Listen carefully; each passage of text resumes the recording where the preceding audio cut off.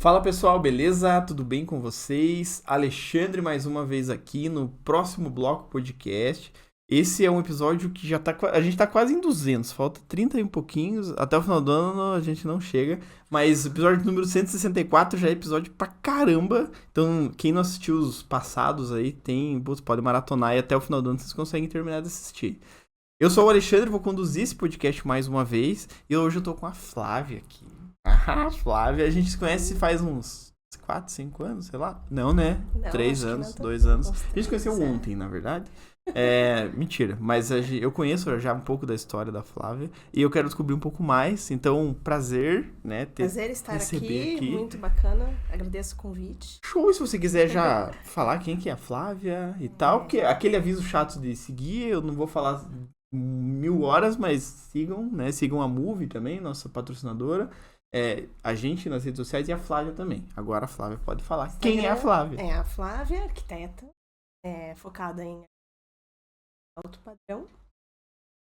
Atuo arte em Curitiba e Balneário. Instagram é @FláviaClos, mesmo meu nome, bem simples. Eu esperei você falar o sobrenome antes de eu falar quem que era, porque eu achava que era Kloss. Eu falo sempre Clos. É alemão, né?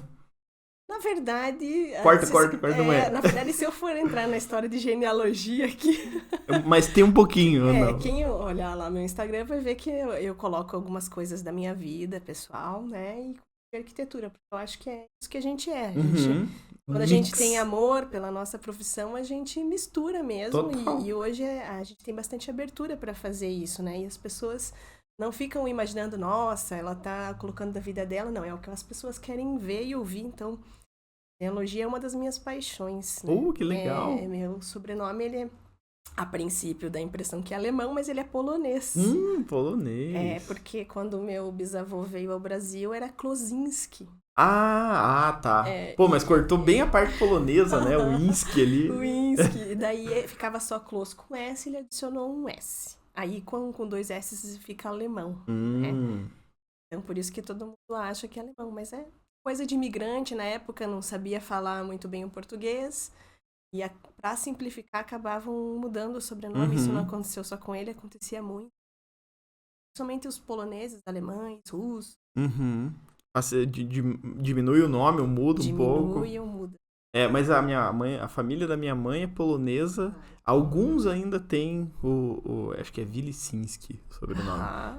Mas alguns mantêm, outros já... Tipo, minha mãe já não é mais. Então, e no caso... O meu tataravô, no caso o pai dele, quando ele chegou aqui, ele tinha 12 anos. E o pai dele era Alberto. Só que Alberto, na Polônia, tem um outro nome, que eu nem vou saber falar aqui, porque eu não falo nada de polonês. Mas é uma coisa totalmente diferente, com W, S, CH, assim, e isso representa Alberto. Nossa. E aí, quando ele chegou falando esse nome pro cara da imigração ali que tava recebendo, né, ninguém entendia ele, né, e ele faleceu no primeiro ano dele, eles chegaram em Rio Negro, e teve uma enchente, teve doenças lá nesse ano, porque a colônia onde eles ficavam era bem na beira do rio. E eu sei isso por causa de registro, por pesquisas de genealogia mesmo, de embarcação e de quando... Caramba! E aí a minha tataravó ficou viúva. Então eu sei que os filhos, depois que fizeram essa simplificação de todos os nomes, né? Meu bisavô era Tomás ZS, como se fala na Polônia, né? Ele chegou com Tomás S, depois tirou o S e ficou só com Z. Então, os filhos mesmos simplificaram o nome do pai, que daí virou Alberto, né? Todos os registros estão como Alberto, mas quando você procura no desembarque, era esse nome todo estranho. Nossa, que louco! Eu morei com um coreano uma época... E ele também, o nome dele... eu não lembro como é que era o nome dele, mas o nome que ele adotava era Benjamin. Ele quis escolher... Eu falei, você podia ter escolhido John, Carl, que era nos Estados Unidos. E daí ele, não, Benjamin. I like Benjamin. Pra gente... Chama ele de Ben. Ben, E era isso aí. Pra gente que gosta de genealogia... Era Kyung-ho o nome dele. Olha aí. Acaba sendo terrível isso, né? Porque, principalmente depois que a pessoa morre tantos anos, assim, é difícil achar o rastro. Como é que você vai achar o nome de uma pessoa, né? A gente acabou encontrando meio que uma agulha no palheiro. Ah, mas legal essa parte aí. Meus hobbies. É legal. Mas isso você falou que, tipo, você é arquiteta e compartilha tanto a parte de arquitetura dentro do teu Instagram, mas a tua vida pessoal. Sim. Como arquiteta, você estava me contando um pouco da tua história aí. Sim. Você quis entrar sempre direto na arquitetura? Na verdade, eu tinha 2 opções. Sempre foi arquitetura e moda. Mas estão ligados, Estão ligados, né? Fiz até depois um curso livre de moda nos primeiros anos depois de formada. Fiz no Senac. E, na verdade, a gente não... Quando a gente... Estava até te falando, né? Quando a gente se forma, pelo menos quando eu me formei lá em 2006, era um pouco diferente, eu acho que hoje, dos formados de hoje, né? E a gente já saiu meio que pra luta, né? Pra pagar os boletos, pra trabalhar, pra conseguir a vida.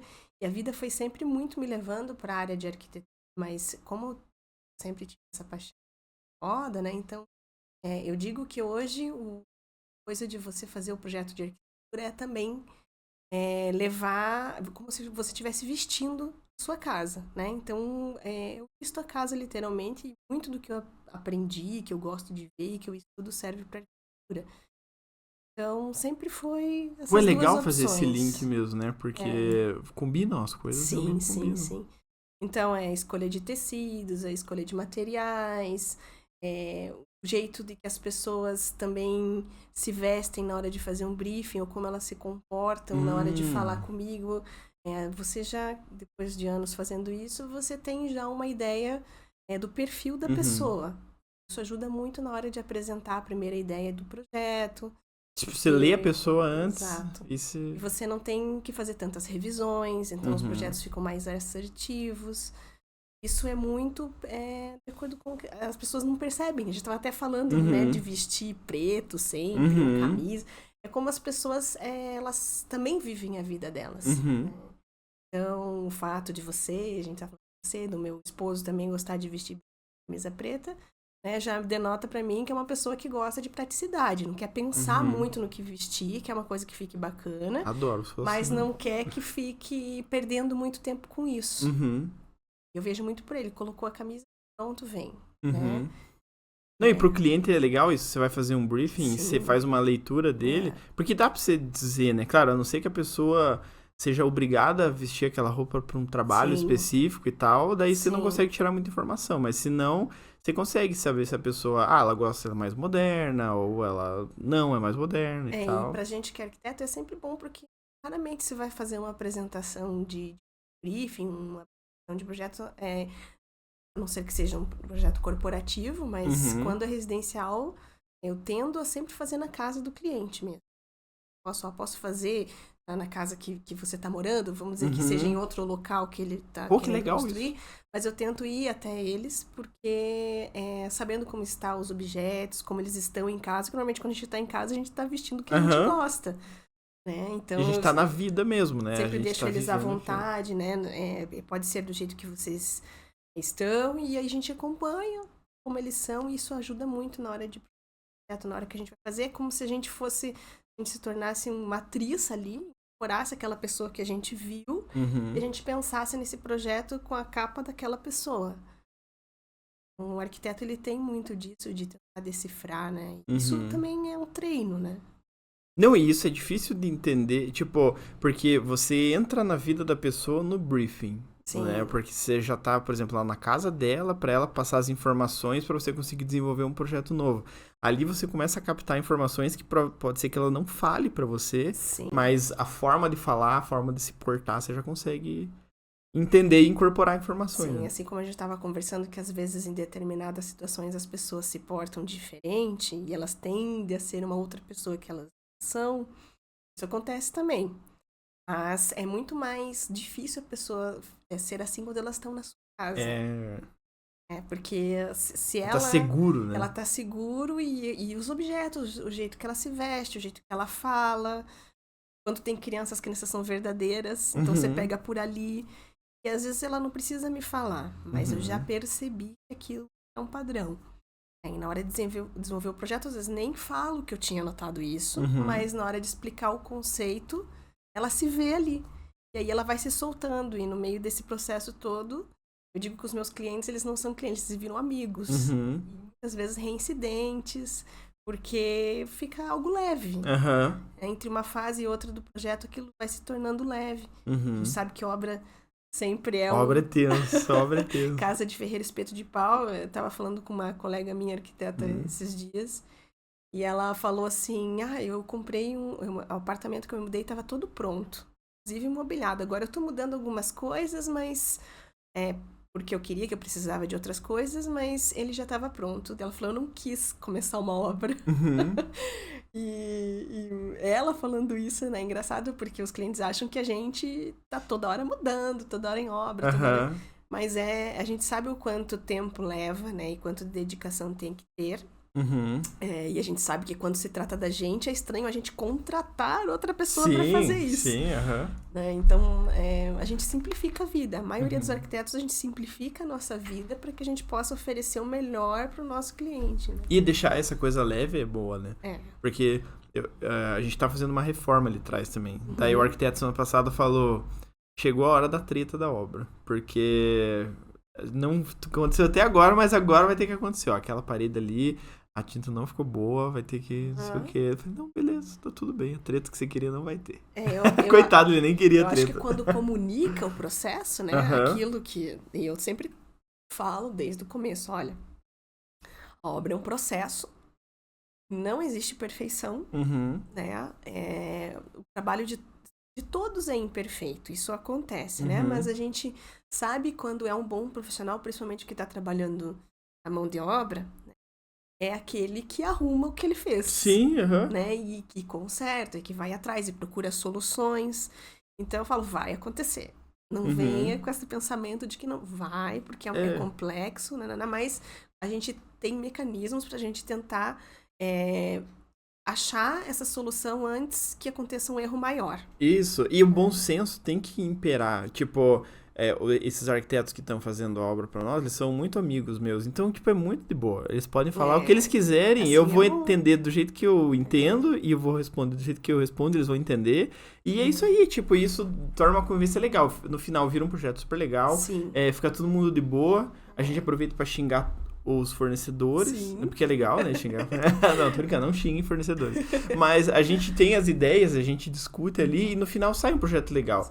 Agora, se no começo já começa a ficar maluco ali e trata mal o arquiteto, e trata mal o fornecedor, e o fornecedor trata mal o cliente, e daí, daí vira um projeto aquele que você, ai meu Deus, não acredito que eu tenho que ir lá naquela obra essa semana. Acontece também, né, de ter pessoas que entram em contato conosco e que não fazem mais o perfil do escritório, né? E... Não dá pra escolher só essas boas, né? Não dá, às vezes não dá, mas a gente tem critérios para poder rastrear e quando o cliente é assim, a gente cria marcos ali, né? E a gente avisa certas coisas. Às vezes é um convívio um pouco mais fechado, embora eu tendo sempre a tentar fazer com que ele se sinta muito vontade e ele entre na minha. Justamente porque eu sei que o projeto é um fluxo que é dominável.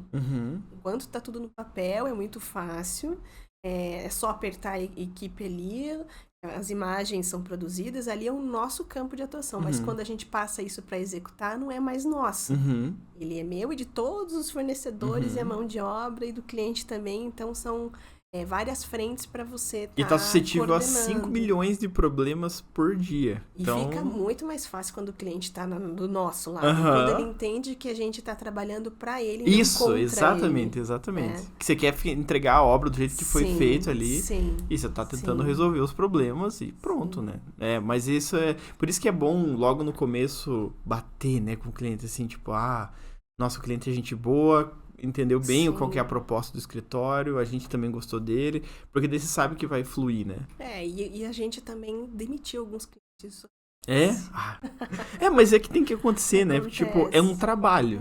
Você não é obrigado a fazer Mas não é tudo. fácil, isso é depois de anos, né? Porque o não é muito mais difícil, sim. E aprender a dizer um não é um processo. Então, mas isso já acontece lá no começo. E acontece de forma suave também. ou é um preço que ele não topa, né, do teu serviço. Se ele não aceitou aquele valor, que é o teu valor e você sabe que vale, normalmente ele não é uma pessoa que vai te valorizar ali no processo. Então começa por aí, o cheque já que não dá. Se ele começa, né, a argumentar muito, a querer muito desconto... Sem sentido, né? Coisa sem sentido. Aí, no começo, quando você começa, você acaba oferecendo desconto, você é um cliente que você tem muita vontade. Né? E depois de alguns anos, a gente tende a não aceitar mais. E você vê que o cliente que...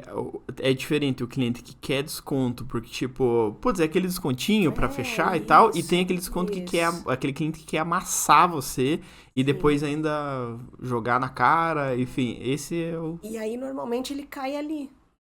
E é no começo do processo. No máximo, foi uma visita. Fez um briefing rápido, que eu digo, não detalhado pro projeto, mas... Fazia montar a proposta para analisar a complexidade do projeto.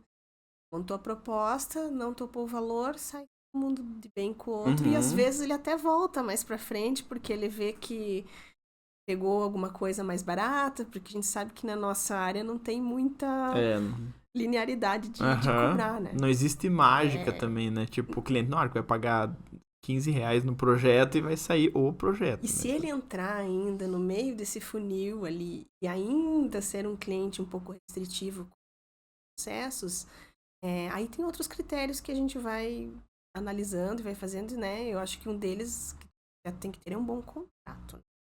Sempre isso. Deixa a gente tudo evita bem puxar claro. contrato, né? Eu leio o contrato na frente dos meus clientes todos, nem que seja repetitivo, mas tem que ser feito por advogado, tem que ter tudo bem certinho, coisa que...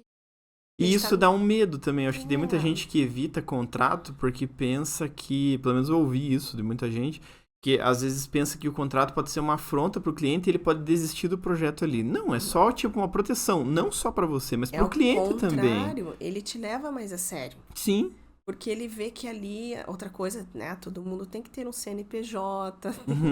Né? Eu digo isso porque eu sei que às vezes podem ter arquitetos mais novos assistindo, né, e que eles estejam passando por isso e se perguntem sobre isso, mas eu acho que essas duas coisas têm que estar ali desde o começo. Eu não fiz, e se eu pudesse ter feito isso desde o começo, teria feito. Se pudesse voltar atrás e fazer... Não, e acontece, porque, tipo, um contrato, ele vai te proteger ali, tipo...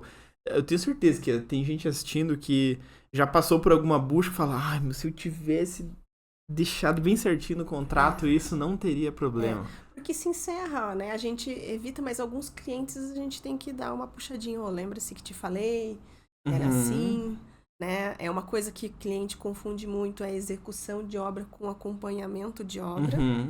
São duas coisas totalmente diferentes, né? E é bom deixar bem claro para o cliente. Quando o arquiteto executa uma obra, normalmente ele é responsável por contratar todos os fornecedores e sem a escolha do cliente, porque justamente se der algum BO, tá no cliente. Ele Ou sabe tá quem no arquiteto. contratou, né? Eu não faço isso no escritório, então o escritório hoje ele só faz o acompanhamento de obras. Faz uma visita ali. Né? Que é garantir que o projeto esteja sendo feito de acordo com aquilo que é destinado a ele, né? Então, o fornecedor, todos os fornecedores, quem dá a palavra final é o cliente. E, obviamente, que a gente tem uma rede de contatos e essa rede de contatos eles acabam muitas vezes acatando, né? Porque a gente já usou em outros projetos, a gente dá opções, mas ele é livre para decidir. Mas é bom porque você indica alguém que você sabe que vai conseguir concluir o serviço ou fazer do jeito que o cliente espera. Com certeza. Né? E normalmente eles levam muito em consideração.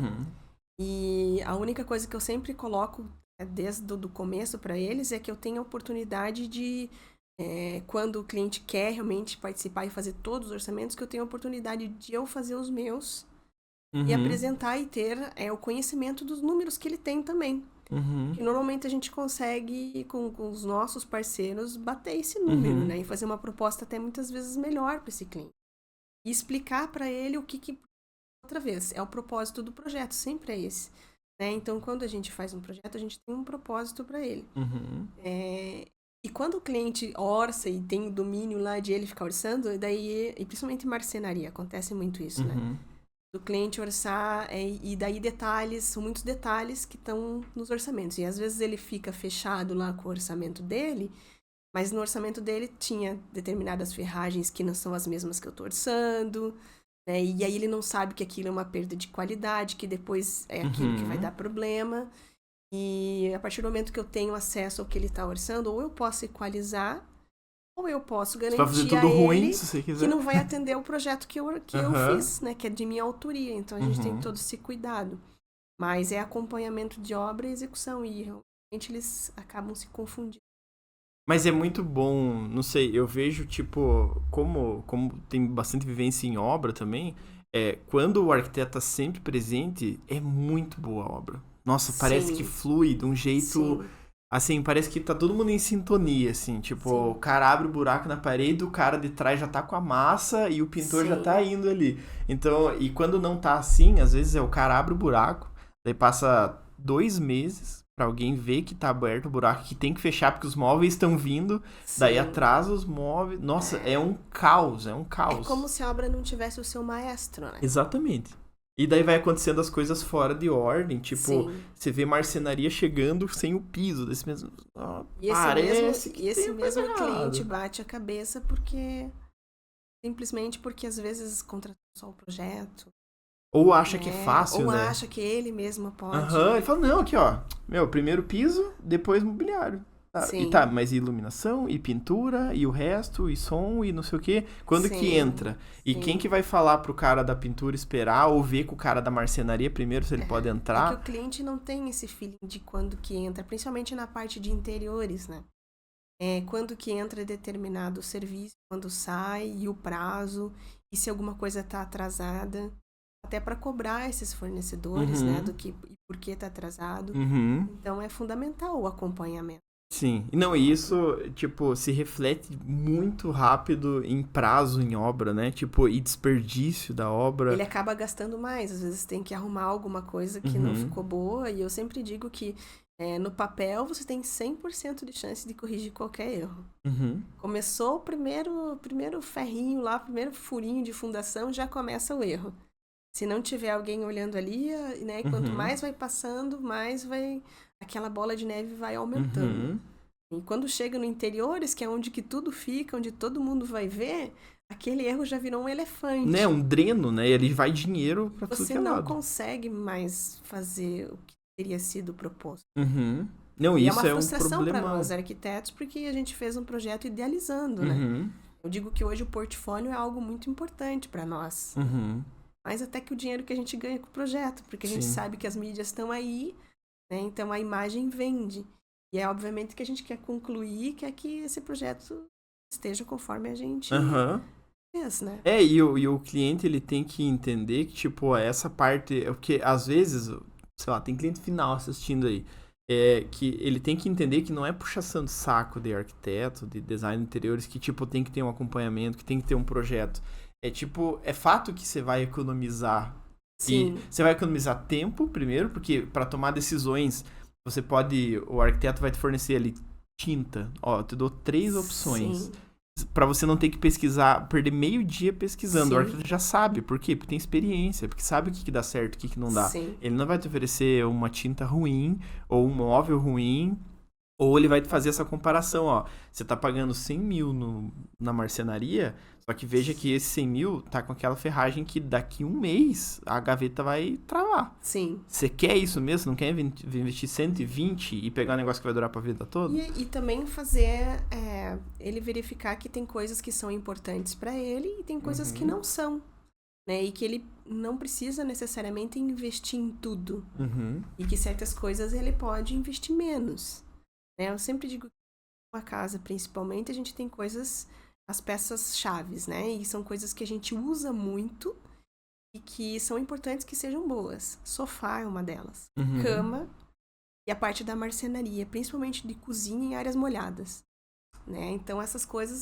Se for mal feito, essas coisas mal feitas ou vão causar um dano na saúde do cliente, né? Tipo, pegar um sofá, o cara vai usar 2 dias e tá com dor nas costas. Vai dormir? Não vai dormir. Sim. A marcenaria vai acabar aqui com o projeto da pessoa. Sim.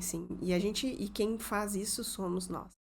Nós é que apresentamos, até porque é para nós que está sendo apresentado todas as oportunidades de mercado, as inovações, Uhum. os materiais que surgem hoje e que apresentam uma tecnologia.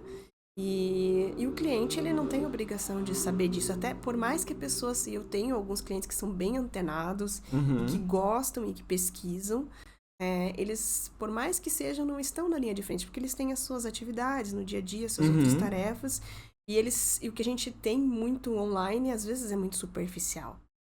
Hoje eu brinco que qualquer profissão sofre com essa coisa do educação online, Uhum. de várias pessoas que às vezes não têm nem Uhum. um O conhecimento, influencer que não entende absolutamente né, nada na área daquele de negócio. medicina, que é uma área que está sofrendo bastante com Aham. isso, né, de profissionais que falam de situações e coisas que você tem que comer, o que tem que tomar, Aham. e as pessoas se automedicam, né, e na arquitetura não é diferente.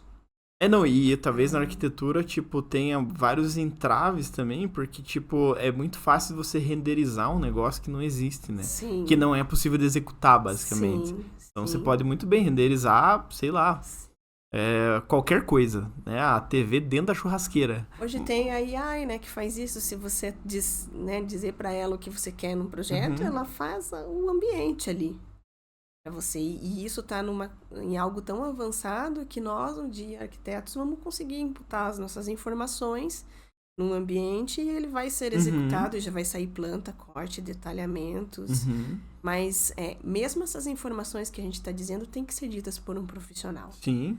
Porque se for um leigo falando aquilo ali, né, vai sair algo realmente que não é executável, né? Uhum. Que não tem fundamento nenhum. Então, E tudo depende de tantos fatores, né? Que tudo tipo, depende. porque eu vejo aqui, pô, uma obra pequena que a gente tá fazendo aqui, a chance de dar cagada em 200 coisas por causa de um detalhe é muito grande. Sem o timing das Sim. coisas, também dá errado. Então, isso é uma coisa que, tipo, é muito E difícil nunca. de... Eu digo que a parte física, a parte de obra, de condução disso tudo, porque o papel ele aceita tudo. Uhum. Né? E não só o fato de ele aceitar tudo, o fato de também entender que tem uma série de produções de detalhes que acontecem ao decorrer da obra, né? Que não é só aquele projeto que foi. São Uhum. necessidades, principalmente em reformas.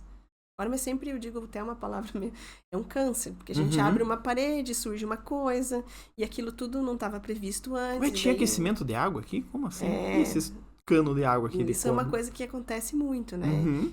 E é um passivo que tu tem que lidar. E isso nenhuma inteligência artificial vai te dar. Uhum. E o Sim. cliente, eu não sei se todos os clientes são assim, mas tipo, a objetivo é sempre ter o produto final com um preço que ele possa pagar Sim, sem muita dor de cabeça. sim, Mas ele sabe que vai ter um. Putz, ó, a gente não tava esperando isso. Por quê? Porque esse aqui é uma coisa que não tem como prever. sim. Né? Ou tipo, pá, subiu o preço da marcenaria. Nossa, mas por quê? Porque você não fechou e o preço subiu. Isso aí, o Isso, prazo valia isso, 15 dias. isso Passou mesmo. 50. É. E saber quando que eles precisam fechar, né? O que É, fechar antes? O que fechar eles depois? sempre Não ficam fechar sozinho. surpresos com, principalmente quando a gente vai nessa linha de alto padrão. Móveis soltos é algo que a gente compra personalizado. A gente escolhe os acabamentos, escolhe todas as madeiras, as lâminas, né? Enfim, a gente tá uma peça ali no showroom, mas a gente vai entregar outra. Ali ele vai testar conforto, ele vai testar Uhum, o jeitão da exatamente. coisa, mas a gente sabe que é uma coisa personalizada. Uhum. E quando ele vê o prazo de 90 dias, 120 dias, às vezes, aquilo assusta. Quando a gente fala, olha, quando a gente sabe que assim, é tudo personalizado, já vamos decidir a marcenaria e os móveis soltos. No Uhum. começo, a gente sabe que o prazo de fabricação está rodando, enquanto isso a gente vai fazendo revestimento, Uhum. a gente vai pintando, a gente vai lidando com a obra, né, e vai chegar no momento certo. Isso, quando chegar lá, dá até pedir pra dar uma segurada, né? Sim. Tipo, e E é um tranquilo. desembolso financeiro grande que tem que ter, porque são as Uhum. duas atividades mais caras que a gente tem dentro de um processo de Uhum. interiores. Né? Mas é isso tudo, quem faz de volta é o profissional. Isso, porque senão, tipo, você pensa no cliente, sei lá, comprou um apartamento. Agora, vai começar a fazer obra, sem um profissional. Aí, beleza, ele pega o arquiteto, faz o projeto. Beleza, achou que tá tudo bem. Mas aí ele, beleza, começa a fazer infraestrutura. Fez infraestrutura, primeira parte, ok. Aí começa a escolher revestimento. Mas ele faz revestimento, depois ele vai decidir os móveis. Se ele não tem o timing de cada coisa, a obra que poderia durar 6 meses vai levar 2 anos. Facilmente. Tem aquele cliente que não liga pro tempo. Aí você não tá preocupado com a fase. Claro que ele perde um pouco mais de dinheiro, porque, né? Quanto mais tempo tem, mais as coisas se desgastam, muda-se um pouco o projeto, ou as necessidades mesmo dele, né, nesse meio. Mas isso é ruim, não é? É ruim. Porque você tá com uma ideia no começo, a casa é assim, ó. Se passa 1 ano e pouco, você já tem outra experiência. Você viajou, você conversou com outras pessoas. Sim. Ele mesmo, às vezes, puxa, eu vi que um amigo meu tem uma academia em casa e era o que eu queria, porque eu quero uma esteira diferente. Enfim, né, um cliente meu ontem mesmo falou, eu vi uma banheira eu tinha achado que 2,5 por 2,5 era bom, mas agora eu vi uma de 5 por 5. Eu acho que eu vou diminuir aqui, né, e vou mudar, eu quero fazer uma assim, porque cabe e tal. Então, assim, vai mudando. Quantas mudanças a gente tem? E quantas vão ainda ter? E pra nós é horrível, porque as coisas não têm começo, meio e fim. Mas acontece, obviamente, que volta, né, falando, por isso que é um bom contrato, ter um bom cronograma, um prazo, porque se as coisas pararem, elas podem voltar em outro formato. E as coisas, numa obra, tudo se conecta, né? Tipo, as coisas têm que conversar. Até voltando aquele papo lá de fornecedores, que às vezes você indica fornecedores, porque você sabe como o pessoal trabalha, às vezes 2, 3, 4 fornecedores se conhecem na obra, já sabem como eles trabalham. Total, são pessoas, né? Isso é muito bom, né? A obra é feita por pessoas e é muito tranquilo quando um já trabalhou com o outro, porque a gente sabe que é tudo conectado, né? É uma sequência e a gente sabe quanto é difícil quando um desses integrantes não faz o que deveria ser feito e aí atrapalha o trabalho do outro e a coisa não flui. E então, é sobre isso também. Sobre, às vezes, ele não ter que refazer um trabalho, não ter que pagar mais por uma coisa que saiu errado, justamente porque tem um entrosamento na obra. Sim. Não, e pro cliente isso é maravilhoso, né? E a gente já executou vários, então a gente sabe quem se entende ali, né? Então não é só sobre a gente tá, de repente, o arquiteto tá recebendo comissões, né? O arquiteto tá direcionando alguma coisa. O arquiteto vai dormir de noite, sem dor de cabeça, o cliente também. É isso aí. É sobre isso. Porque você sabe que o cara da marcenaria já previu aquela tomada, que já conversou com o eletricista, já previu a carga lá e tá tudo certo. E às vezes você nem fica sabendo, né? Às vezes a coisa já foi corrigida ali, já teve uma solução. É porque tem gente, e não adianta, tem muito fornecedor no mercado de tudo. Tem um exemplo que eu vou citar, não vou nem citar quem foi, mas tipo, muito bom, a gente chegou num cliente e daí não estava previsto tomada nenhuma, a gente entrou lá na frente já, não estava previsto tomada nenhuma pro cliente ligar o computador dele. A marcenaria percebeu, não estava em projeto, percebeu que já puxou uma tomada por dentro do móvel. Olha que maravilhoso. Resolveu um problema que poderia ter que, o cara, eu fui contratado pra fazer isso aqui, colocar um móvel que acabou pra mim, é isso aí. E daí depois, tira o móvel, rasga a parede, puxa a tomada. Tudo que você refaz nunca volta do jeito que teve, né? Então, e poupou uma dor de cabeça pra 1.000 pessoas, pra cliente, pra arquiteto, pra todo mundo. Porque o cliente não tinha um arquiteto presente na obra. É sobre isso, é sobre dormir bem. Exatamente, você dorme tranquilo. Não, eu sei que o pessoal da marcenaria vai começar lá. Já dá né? Sim. Mas assim, mas o pessoal, 10 obras, já sei quem tudo certo. Já sei que vai me avisar. A gente fala que é muito também sobre antecipar os problemas, né? E um bom fornecedor é sempre aquele que vê o erro acontecendo, mesmo que não seja dele. Ele tá ali na obra, o que custa olhar, né? Dá uma ligadinha, tá acontecendo isso. Né? Então, não deixa evoluir, né? Não deixa evoluir. A gente lá na frente tá desse tamanho o problema. Às vezes nem é um problema ainda. Ele só fala, é bom tomar cuidado com aquilo. E assim com tudo, né? Não é só na nossa área. Há pouco tempo atrás, o refrigerador lá em Balneário Camboriú estragou. E é um bom refrigerador. E a gente chamou uma pessoa para fazer ajuste também. Teve que trocar o motor. E até tentamos 2 ou 3 vezes... Ele foi lá, deu carga, porque tinha um vazamento na parte refrigerada do equipamento, e não conseguia resolver. E eu liguei pro dono da empresa e pedi para voltar de volta, porque se tinha trocado o motor e tinha feito vazamento. Só que assim, a gente não mora lá, né? A gente vai sempre a trabalho, então toda vez tinha que abrir. Aí a pessoa mexia super rapidinho, né? Não olhava, já ia embora e falava, agora tá arrumado, e ela não gelava, não gelava, não gelava. E, na verdade, era só falta de vontade mesmo de pegar com carinho, olhar e tal, e daí identificou onde estava o vazamento atrás, para poder arrumar. Mas isso já foi um estresse, já foi indas e vindas. E principalmente a pessoa não entende que o jeito que ela trata o cliente é o jeito que ele vai ter mais clientes. Total. Né? Então era aquela coisa de falta de vontade de fazer o meu aqui, ou de que o cliente tem o tempo todo para poder ficar lá. Marcava no horário, não ia para poder fazer... Nossa, isso, né? Caramba. É o pior tiro no pé que pode acontecer, isso. E aí é aquele nervosismo total, né, com a pessoa, né? E daí já vou processar, fica bravo. Não, e o mercado é feito disso, né? Tipo, pô, se o cara vai lá, faz um serviço muito bom no teu refrigerador. Pra qualquer pessoa que tem o mesmo problema, ou um problema parecido, ou falou em refrigerador, você já sabe. Principalmente serviços menores, né? Serviços assim de manutenção, são coisas que a gente se agarra aquilo e não solta mais. É por isso que tem o ditado no mercado, ou o dizer no mercado, que é difícil achar pedreiro bom, é difícil achar eletricista bom, é difícil achar pintor bom. É porque os bons já estão muito ocupados. Então mas tem espaço pra muita gente, Só que tem que ser diferenciado. E o diferenciado é fazer o mínimo bem feito. Tipo, pra qualquer profissão, né? Isso já é. Chega no horário, responde, passa o orçamento certo, faz o combinado. Isso aí você já sai na frente de muita gente. E hoje a gente tem que ser multifuncional. Então, a gente tem que fazer o nosso serviço bem feito. Nós, arquitetos mesmo, temos que fazer o serviço bem feito. Porque apesar da gente ter as mídias, eu digo que ela, pelo menos muito na nossa área, elas servem para dar autoridade, para expor o nosso portfólio. Mas o cliente contrata a pessoa. E a gente sabe o quanto que a gente recebe outras indicações. E que nem eu disse, os meus clientes são meus amigos. Eles se tornam amigos. E normalmente indica sempre mais um outro cliente. Ou ele mesmo vai fazer uma outra obra menor. Então, quem pensa que às vezes a arquitetura não tem recorrência, não sabe do que tá falando, porque tem muita porque recorrência. tá vendo um serviço muito ruim do que você tá fazendo. Né? E aquela casa evolui, a casa onde a gente mora, ela evolui, as crianças crescem, a cozinha é um outro jeito, as necessidades mudam. Por isso que você tem que conseguir fazer, porque assim, às vezes o pessoal pensa, nossa, fechei o contrato. Beleza, daí começa a dar problema, não, mas é só esse cliente.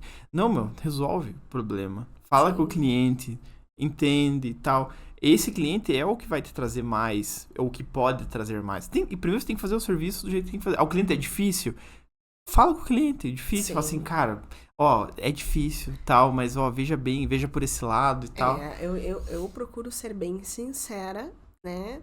Tem casos que o cliente... tem casos que o cliente jeito. É bem difícil, mas normalmente quando o cliente é muito difícil, é que, principalmente parte de arquitetura, eu digo que a gente tem muito a ver com psicologia, né? Porque arquiteto sabe. Quando o cliente é muito difícil, nunca é sobre você ou tua obra, o jeito que você projeta. Quando a gente é mais novinho, a gente fica meio até preocupado. Nossa, será que eu tô fazendo certo, né? Será que tem algum problema? Mas a gente vê que sempre o problema é sobre ele. Ou ele quer demonstrar algo pra alguém, ou ele quer que a casa dele seja um showroom de alguma coisa pra ele mostrar alguma coisa que ele não é. Isso acontece. Ou ele tá gastando muito dinheiro e ele não tava prevendo aquilo que ele ia gastar. E aí, quando você entende a realidade do cliente e qual que é o problema, você vê que é sobre ele e você ajuda ele. Né? E eu acho que parte de você ajudar ele é você ser sincero. Eu já tive casos de dizer para clientes, olha, esse é o limite. Daqui você não passa. Porque a gente sabe que isso que está acontecendo não é sobre o que você está reclamando. É sobre isso e isso e aquilo. Quando a pessoa vê que ela foi desmascarada, né?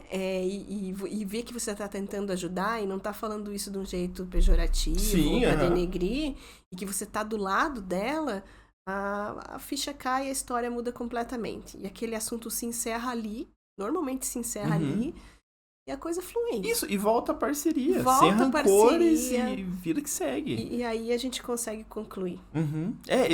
É muito engraçado, porque às vezes tem cliente que é muito chato. Você fala assim, puta, eu não sei, ele fala de um jeito que parece que ele tá muito puto comigo. Mas daí passa um tempo, mais um projeto. Aí passa mais um tempo, mais um projeto. E da mesma forma, meio puto, meio, mas assim, ó, veja, isso aqui. Tá, beleza, daí mais um, indica um amigo. Aí agora o primo.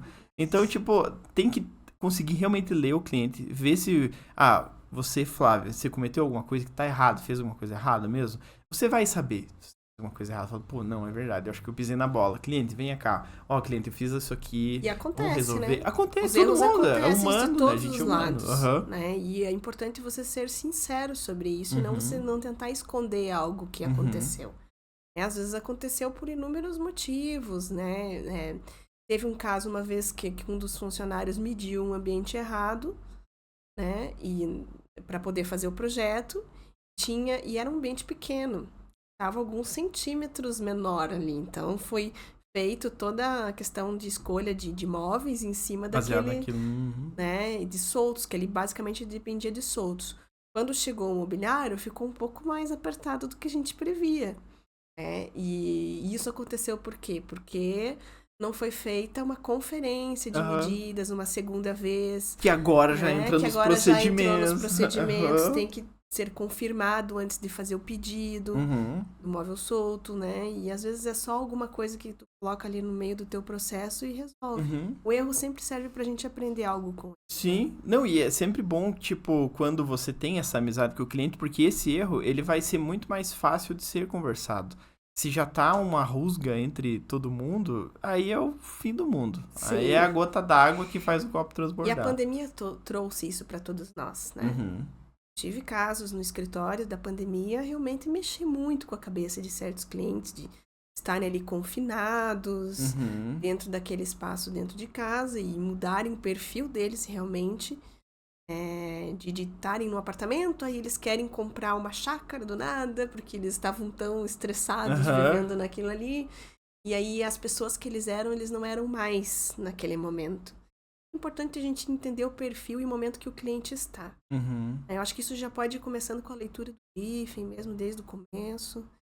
E isso faz parte do meu trabalho. Eu acho que você atender hoje um cliente de luxo, o cliente de alto padrão, o cliente mediano, o cliente popular, o cliente corporativo, é sobre isso. É sobre atender pessoas e entender a necessidade delas. Show! Flávia, muito obrigado pelo teu tempo, então. Foi um prazerzão te receber aqui. Ótimo, obrigada. Papo muito 10, gente. Obrigado por quem acompanhou a gente até o final. Não esquecendo sempre de seguir a gente nas redes sociais. E a gente fica por aqui, então. Acompanhe os próximos episódios. Até a próxima. Tchau, tchau.